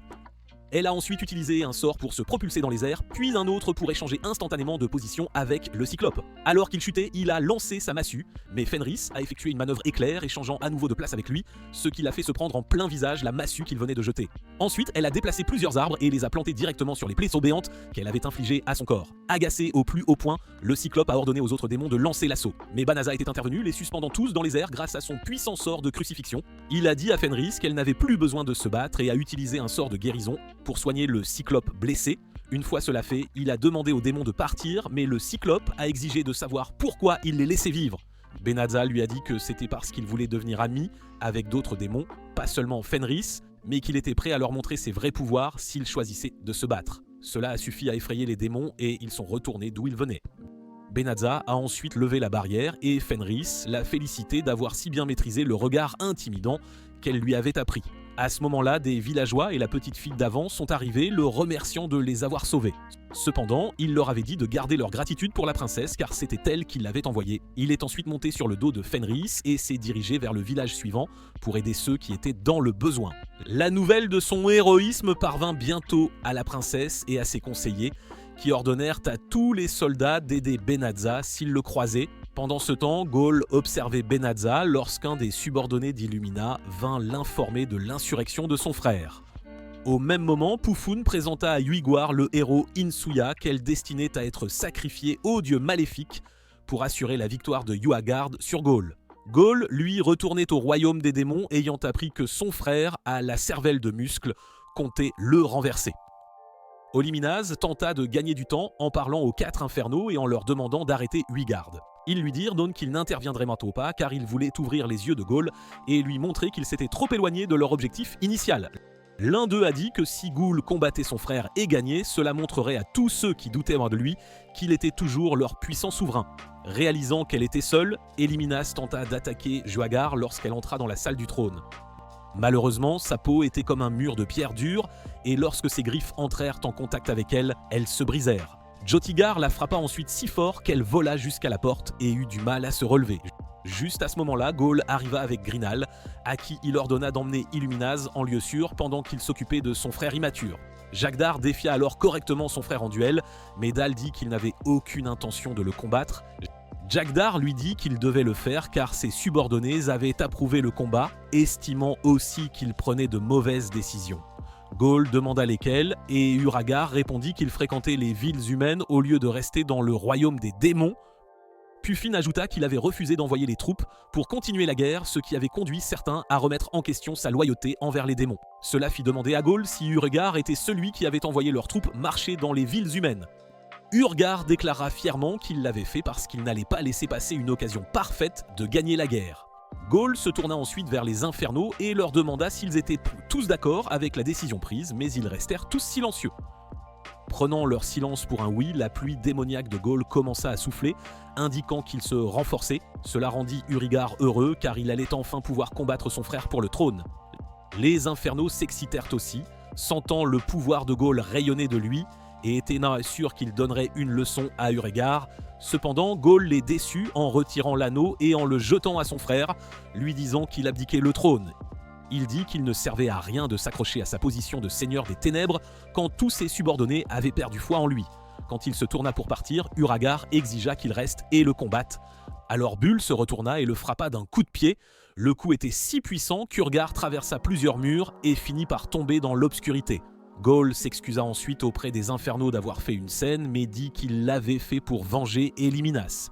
Plus tard ce jour-là, Gaulle et Illuminas se présentèrent à la porte de Banazza et lui demandèrent de les laisser rester chez lui un moment. Ils expliquèrent soigneusement ce qui s'était passé entre eux et Niragar, ce qui le surprit, lui et Fenris. Alors qu'ils terminaient leur récit, Pelurosa entra et faillit mourir d'une crise cardiaque en les voyant. Benazit expliqua qu'il envisageait de les laisser tous les deux rester dans la maison. Bolarosa était si choquée qu'elle les fixa comme un cerf pris dans les phares sans prononcer un mot. Finalement, elle se calma et s'assit avec ses amis, tout aussi terrifiés, écoutant Cole exposer son cas. Il leur dit qu'il n'était plus le seigneur des ténèbres et avait quitté le royaume des démons, car il ne se sentait plus le droit d'y vivre après avoir abandonné ses devoirs. Cela fit demander à Blossom pourquoi il avait envoyé l'armée des ténèbres attaquer le royaume alors qu'il savait qu'il allait abandonner le trône. Fenris expliqua que son frère, qui était maintenant le nouveau seigneur des ténèbres, avait mobilisé l'armée dans son dos. Benazza demanda ensuite aux filles si elles étaient d'accord pour que Gaulle et Illuminaz vivent avec elle. Tout le monde, sauf Balarossa, accepta l'arrangement, mais Fenris réussit à lui faire changer d'avis. Le lendemain, un Cole agité proposa d'aider Blossom dans les champs, mais elle le repoussa. Il alla ensuite aux écuries pour tenter d'aider Bylery, mais effraya accidentellement les chevaux, alors elle le chassa. Finalement, il alla passer du temps avec Bonazza dans la pièce où il rangeait les objets qu'il fabriquait à partir de matériaux de monstres. Pendant qu'ils discutaient, Olimina et Fenris les observaient depuis la porte et Oliminaz se plaignit de la bonne entente entre lui et Benazza. Fenris lui rappela que Dol n'était plus le seigneur des ténèbres et qu'il pouvait se lier d'amitié avec qui il voulait. Plus tard cette nuit-là, Belrosa garda ses distances, tandis que tout le monde riait et mangeait avec Gaulle. Quand tout le monde finit par se retirer pour la nuit, elle se leva de son lit et alla se tenir sur le balcon. C'est là que Fenris et Venaza la trouvèrent et ils lui offrirent du thé et des biscuits avant de lui demander ce qui la tracassait. Asa savait déjà que cela avait un rapport avec la cohabitation de Gaulle, mais elle leur dit qu'elle ne pouvait pas se plaindre s'ils voulaient qu'ils restent, puisque c'était leur maison. Cela le fit dire qu'il aimait la façon dont ils vivaient tous ensemble et faisaient différentes choses pour assurer la prospérité de leur foyer. Valerosa admit qu'elle ne pouvait pas se résoudre à faire confiance à Gaulle aussi facilement que les autres. Pour elle, il était toujours un démon et les démons avaient causé tant de douleurs et de souffrances aux humains. Espérant la rassurer, Panasa lui dit qu'elle n'avait pas à faire semblant d'aimer Gaulle. Il lui dit qu'elle pouvait continuer à vivre dans la maison et ignorer complètement la présence de Gaulle et Illumina. Cela sembla fonctionner car le lendemain, elle dit à Gaulle et Illumina qu'elle allait surveiller chacun de leurs mouvements. Gaulle interpréta sa déclaration comme une acceptation de leur cohabitation et tenta de la remercier d'une poignée de main. Valerosa accepta ses remerciements mais dit qu'elle ne lui serrerait pas la main tant qu'elle ne serait pas sûre qu'il était digne de sa confiance. Pendant ce temps, dans le royaume des démons, le héros et Suya avaient réussi à échapper à Fufen et couraient pour leur vie. Tandis que Suya peinait à suivre, le héros insensé était déterminé à atteindre le royaume humain avant que les démons ne découvrent qu'il avait volé des bijoux. Pendant ce temps, Urgar avait du mal à accepter le fait que les humains gagnaient la guerre. Il ne comprenait pas comment un groupe de faibles pathétiques avec peu de force pouvait repousser son armée et exigea que Fufun lui donne des réponses. Elle lui dit que les humains avaient tendu des pièges, ce qui empêchait l'armée des ténèbres de s'approcher d'eux. Yugwar trouva cela stupide et exigea qu'il continue d'avancer malgré les pièges. Quand il se leva pour partir, il frappa Fufun à l'estomac et la psychopathe tordue adora ça. Les infernaux, qui avaient silencieusement observé tout l'échange, parlèrent entre eux quand il sortit de la salle du trône. L'oiseau à deux mains dit qu'il n'y avait aucun moyen de gagner la guerre si tout ce qu'Urugwar savait faire était d'avancer sans stratégie appropriée, tandis que l'homme aux cheveux flamboyants dit que le moral des troupes était drastiquement bas et que s'ils ne faisaient rien, les choses ne feraient qu'empirer. Juste à ce moment-là, Ufun revint et leur dit que la seule façon de remonter le moral était d'organiser une réunion. Quelques jours plus tard, alors que Bonasa et Fenris étaient en ville, Fenris participa à un jeu et gagna. Son prix était un voyage aux sources chaudes et elle était très heureuse car cela lui donnerait la chance d'être seule avec Bonasa. Malheureusement, sa joie fut de courte durée lorsqu'elle apprit que le bon était pour sa famille. Elle tenta de changer le prix, mais Bonasa était convaincu que ce serait bon pour tous de se rapprocher. Arrivée au village des sources chaudes, Fenris était si déprimée qu'elle ne s'y intéressa pas du tout. Cependant, lorsqu'elle entendit Bailery dire que l'une des 7 sources chaudes de la ville aidait à améliorer la fertilité, elle se réjouit. Elle s'imagina tenant un bébé avec Bonasa et devint très excitée. Quand ils s'enregistrèrent à l'auberge, elle appela un employé à part et demanda où se trouvait la source chaude de fertilité. L'employé fut assez aimable pour lui donner une carte de l'endroit et lui souhaita bonne chance. Pendant ce temps, les filles décidèrent de se changer en yukata comme fourni par l'auberge. En chemin vers le vestiaire, Blossom heurta Yurigar qui était déguisé en humain. Elle tenta de s'excuser mais fut effrayée en voyant son air méchant. Kufun dut intervenir et désamorcer la situation avant que les choses ne s'échauffent ou que son identité ne soit révélée. Au moment où Blossom s'éloigna, Uragar se plaignit que Fufun les laissait partir et elle le supplia de ne pas faire de scène en lui rappelant pourquoi ils étaient là. Cela le calma un peu mais ne l'empêcha pas de se plaindre tandis que les autres membres de leur groupe passaient. De l'autre côté de la pièce, Gaulle, Fenris et Oliminaz les repérèrent. Et Gaulle pensa que ce serait une bonne idée d'aller les saluer. Fenris lui dit de ne pas être stupide et que s'il le faisait, son frère idiot essaierait de le combattre. Elle dit qu'elle ne voulait pas cela car cela pourrait gâcher le voyage et si cela arrivait, elle allait lui briser tous les os du corps. Plus tard, après être passé brièvement dans leur chambre, une Fenris excitée insista pour que Benazza l'accompagne à la source chaude. Il avait dit qu'elle irait avec eux, mais Fenris s'approcha d'elle et la menaça de la blesser si elle faisait cela. Alors elle recula. Quand Fenris et Benazza arrivèrent à la source chaude de fertilité, elle tenta de l'entraîner dans le bain des femmes. Heureusement, Benazza refusa de l'accompagner. Ils trouvèrent donc une solution pour les deux. Ils restèrent à de chacun près du mur pour pouvoir parler. Pendant leur discussion, Benazza dit à Fenris qu'il prendrait le temps de planifier leur lune de miel, ce qui la rendit heureuse. De retour à l'auberge, le groupe du Rigard déjeunait et il leur demanda de le divertir car il s'ennuyait. Puffin tenta de le faire en dansant mais elle était si mauvaise qu'Urigard la frappa pour la faire arrêter. Puisqu'elle était hors service, 2 autres démons se levèrent et décidèrent de faire un sketch comique mais finirent de par échanger des coups. Pendant ce temps, le héros et Suya arrivèrent à l'auberge et il déclara qu'il allait profiter de son séjour là-bas. Cependant, il avait besoin d'argent, alors il sortit le bijou qu'il avait volé au trésor des démons. Tandis qu'il le tenait dans ses mains, le bijou commença à absorber toute la milice que les 2 démons stupides libéraient à cause de leur combat. Soudain, ils traversèrent au fort le mur et atterrirent devant le héros qui laissa tomber le bijou de surprise. Au moment où Foufoune leur cria d'arrêter de se battre, le bijou avait absorbé toute la milice et s'était attaché au héros. Il commença à crier alors qu'il fusionnait avec son corps et entourait son corps de tout le molysium qu'il avait accumulé. Pendant ce temps, ceux à l'intérieur de l'auberge tentaient bien de se mettre en sécurité et d'éviter les chutes de pierre. Alors Bonazza, qui remarqua le bâtiment s'effondrer depuis le bain, utilisa ses capacités de manipulation de l'Ather pour empêcher le bâtiment de s'écrouler. Il demanda ensuite à Fenris d'aller voir ce qui se passait et la louve folle sauta par-dessus le mur sans remettre ses vêtements. Depuis la ville, Bolerosa et les autres observaient le monstre alors qu'il s'attaquait à l'auberge, essayant de la détruire. Gould leur dit que le monstre avait été créé à partir de milices concentrées et qu'il était sûr que son frère y était pour quelque chose. Puis il remarqua le bijou autour du cou de la créature et dit que sa fonction principale était d'augmenter l'absorption de molysium. Bolarosa suggéra alors d'aller à l'auberge et d'aider ceux qui étaient encore à l'intérieur, mais Dol dit qu'il serait préférable qu'ils restent loin de l'auberge. Il leur dit que Banassa s'occuperait de tout, mais les filles insistèrent pour aller aider. Motivé par leur courage, Val demanda à Olyminas de le suivre car lui aussi souhaitait aider Banassa à remettre son frère à sa place. Utilisant la magie de téléportation, ils arrivèrent sur le toit de l'auberge juste au moment où Fenris, maintenant vêtu, arrivait. Les infernaux furent les premiers à les remarquer et quand ils appelèrent à l'aide de Gaulle, Uregard se précipita. Il se rendit sur le toit et défia ensuite son frère en duel. Père Raza aperçut les frères sur le toit et se fit une fausse idée de la raison de la présence de Gaulle. Alors qu'elle se précipitait vers les bains pour dire à Bonazza ce qui se passait, Uruguar commença à attaquer son frère. Gaulle se protégea avec un autre sort, ce qui mit Uruguar en colère, alors il décida de devenir sérieux. Pendant ce temps, Balerassa trouva Bonazza et lui raconta ce qui se passait à l'auberge. Elle lui dit aussi qu'elle avait vu Ghoul sur le toit avec d'autres démons et qu'elle soupçonnait qu'ils étaient de mèche. Bonazza lui dit que Ghoul n'était pas capable d'une telle chose et lui demanda de faire confiance qu'il arrangerait les choses. De retour sur le toit, Uriegar contrôla le monstre Militium pour attaquer son frère, mais Dol se défendit. Il dit ensuite à Ulyminas et Fenris qu'Uriegar pouvait contrôler le Militium. Cela fit suggérer à Ulyminas de détacher le bijou du héros pour limiter les pouvoirs de Roguar. Venris leur demanda de la laisser faire, et Ben s'avança pour frapper le héros hors du bijou en criant les mots « châtiment divin ».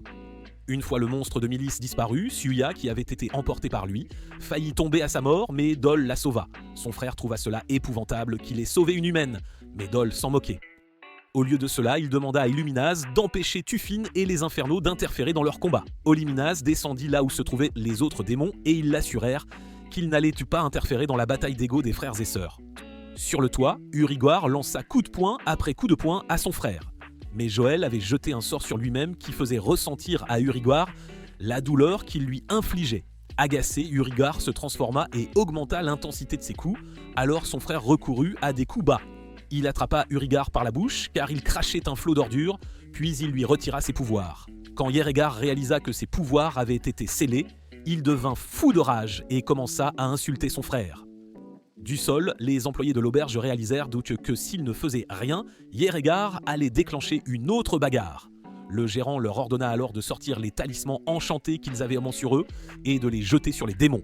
Les employés obéirent, et les talismans allèrent directement à Uragar et à son groupe, les ligotant comme des animaux avant qu'ils ne soient téléportés hors de l'auberge. Pendant ce temps, Fenris giflait le héros à tour de bras, et quand Olimans lui demanda pourquoi, elle dit qu'elle se débarrassait de la milice. Juste à ce moment-là, Balarosa courut vers elle et lui dit que Venaza voulait qu'elle s'éloigne du bâtiment car il voulait le réparer. Avec enthousiasme, elle lâcha le héros et Venaza lança un sort de réparation pour réparer les dégâts causés au bâtiment. Après cela, ils aidèrent de tous les employés à nettoyer et à réorganiser tous les meubles. Ils s'occupèrent également de ceux qui avaient été blessés, tandis que certains membres du personnel tentaient de capturer le héros Asuya. Une fois tout réglé, le gérant les remercia de leur aide et leur demanda de profiter du reste de leur séjour. Fenris était très heureuse de cela car elle pouvait enfin se prélasser dans la source chaude de fertilité à sa guise. Pendant que les filles s'amusaient dans le bain, Benazza et Gaulle conclurent un accord pour travailler ensemble à réduire le fossé entre les humains et les démons. Après leur bain, le groupe eut un dîner très copieux et un des employés donna à Fenris un poisson spécial pour lui donner assez d'énergie pour son entraînement nocturne avec Benazza. Oui. Plus tard cette nuit-là, tandis que leurs amis dormaient paisiblement, Benazza et Fenris s'assirent dehors, observant la lune. Benazza demanda à Fenris ce qu'elle pensait des humains et elle admit qu'après avoir passé du temps avec lui et les filles, elle avait fini par les apprécier. Quand elle demanda pourquoi il voulait savoir, il lui dit que c'était parce qu'il aurait besoin de son aide pour maintenir la paix entre les humains et les démons. Fenris promit de l'aider de toutes les manières possibles, déclarant qu'en tant qu'épouse, c'était son devoir de le soutenir. Finalement, ils se laissèrent emporter par le moment et commencèrent à s'embrasser avant de passer à l'acte. Le lendemain, alors qu'ils rentraient chez eux, les filles remarquèrent que Fenris rayonnait de bonheur. Quand elles demandèrent de la raison de son bonheur, elle se contenta de sourire et de continuer à marcher, ce qui les aida à comprendre ce qui s'était passé. Quelques semaines après leur voyage, la princesse fut couronnée reine et la première chose qu'elle fit fut d'ordonner à ses soldats de retrouver son père qui avait fui le royaume. Pendant ce temps, le groupe de Banaza prit une routine et s'occupa de faire les choses qu'ils aimèrent le plus. Blossom avait son travail à la ferme avec lui comme aide, Bailiri avait ses chevaux. Bolanova obtint un poste de professeur de magie et Balerosa continua son travail d'aventurière. Elle devint même la testeuse officielle des armements fabriqués par Banaza et Joël et donnait toujours son avis sur l'équipement chaque fois qu'elle rentrait chez elle. À la fin de la journée, Fenris sortit pour les appeler à dîner et ils s'enfermèrent tous dans la maison avec de grands sourires. C'est tout pour la vidéo d'aujourd'hui. Si vous aimez les résumés d'animes autant que nous, vous pouvez consulter nos autres vidéos. N'oubliez pas d'aimer et de vous abonner. À la prochaine fois.